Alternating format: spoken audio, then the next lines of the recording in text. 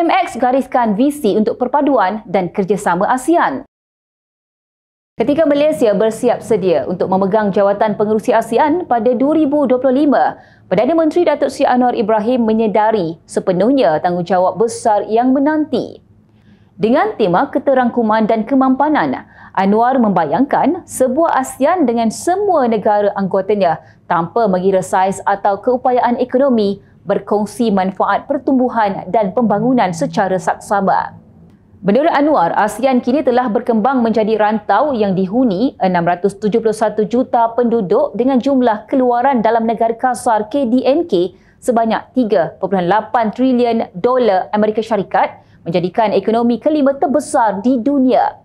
Kekompleksan landscape global ini menuntut ASEAN untuk memainkan peranan dan tanggungjawab baharu, katanya.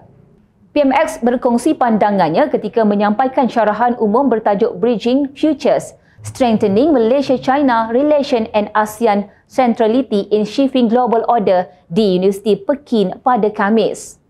Bagi merealisasikan matlamat ini, Anwar yang juga Menteri Keuangan berkata Malaysia akan memperjuangkan prinsip kepusatan ASEAN.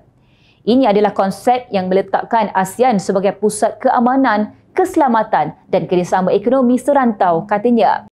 Menurut Anwar, kepusatan ASEAN adalah asas yang membolehkan rantau ini berinteraksi secara konstruktif dengan kuasa-kuasa besar dunia sambil mengekalkan kebebasan serta mempromosi kestabilan serantau.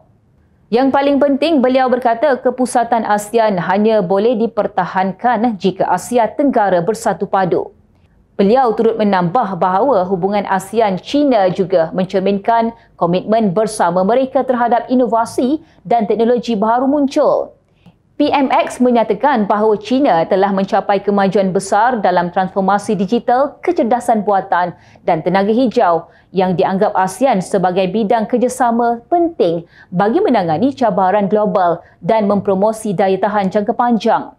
Pada 2025, Anwar berkata Malaysia akan memulakan forum 3 hala membabitkan ASEAN, China dan Majlis Kerjasama Teluk GCC yang akan memperkenalkan satu dimensi unik dalam hubungan ASEAN-China.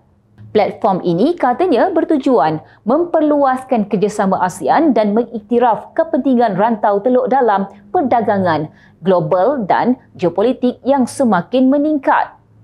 Dalam usahanya untuk mengukuhkan hubungan ASEAN-China dan persediaan Malaysia sebagai pengerusi ASEAN yang akan datang, Anwar berkata adalah penting bagi kita mengambil inspirasi daripada prinsip yang membimbing kerjasama kita. Dalam hal ini, Perdana Menteri menyatakan beliau sangat terharu dengan komitmen teguh Presiden Xi Jinping terhadap keadilan dan kesaksamaan. Beliau memetik ucapan Xi sempena ulang tahun ke-70 5 prinsip hidup bersama secara damai dengan mengatakan China menggalakkan visi tadbir urus global yang menekankan perundingan yang luas dan sumbangan bersama untuk manfaat bersama dan China percaya dalam multilaterisme sebenar. PMX berada dalam rangka lawatan kerja 4 hari ke China yang bermula 4 November lalu. Lawatan atas jemputan Perdana Menteri China Li Xian ini menekankan kepentingan hubungan dua hala antara Malaysia dan China. China merupakan rakan dagang terbesar Malaysia selama 15 tahun berturut-turut sejak 2009. Ini merupakan lawatan rasmi ketiga Anwar ke China selepas lawatan sulung beliau sebagai Perdana Menteri pada Mac 2023 dan lawatan susulan pada September. Tahniah dan semoga maju jaya buat Kerajaan Madani dan Malaysia sebagai pengerusi ASEAN yang akan datang. Semoga segala perancangan dan pelan yang digariskan bakal direalisasikan dengan jayanya.